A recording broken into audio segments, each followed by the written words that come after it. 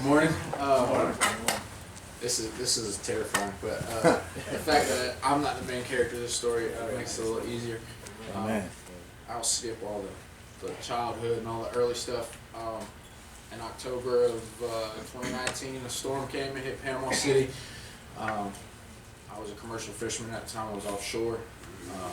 Got to hear and see a lot of things that nobody ever wants to see or hear. I used it as an excuse to wallow in self-pity type thing. The part of the addiction that nobody ever tells us about is the character traits that it carries. The lack of self-control, anger, pride, so all that stuff. So I was dealing with a lot of that, and I decided to move to Colorado Springs. I got there, life was good for a little bit, and then old habits followed me.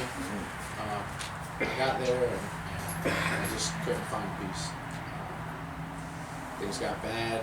My girlfriend at the time called my mom and told her some things that I was doing, and my mom told me I needed to get help. I was like, whatever, sounds good.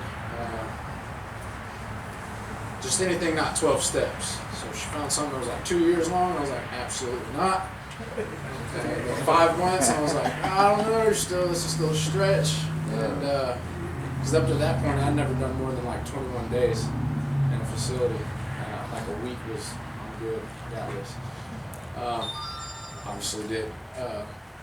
So I called, and Kevin answered the phone. Oh. You sure you want to do this? I'm like, no, I really don't. But good talk. Have a nice life. And I was like, all right, cool. Mom, that guy was a jerk. I don't want to do it. I'll call back and see maybe somebody else answered. Then I got Jones. It's like 180. Yeah, man, sure. We love it. We got basketball courts and ping pong tables. We got a gym. Serve 3 great meals a day. I'm like, oh. This is the same place I called the first time anyways. I was like, in my mind, a lot of things that started going south. I was doing bad things there, and so I needed to get away for a little bit. So I was like, I'll do the 3-month thing, make my mom happy, or 3-week thing in my mind. I was going to stay for like 3 weeks and then fly back. And I got here, like I said, I knew God when I was younger. I went to a Christian school in Orange Park, Florida, and just the scriptures were revealed to me differently, and it started to jump off the page. Before I got here, I was not a very good parent, very terrible son, just as bad brother.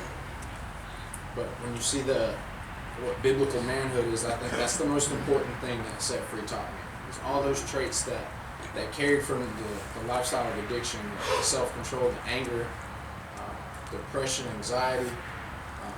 God shows us how to deal with that. And as I dove into it, I just didn't want to leave. I was willing to lose everything that I built for up to that point to keep what I had found again. And that's the same mindset I have today. I don't want any of that old lifestyle back.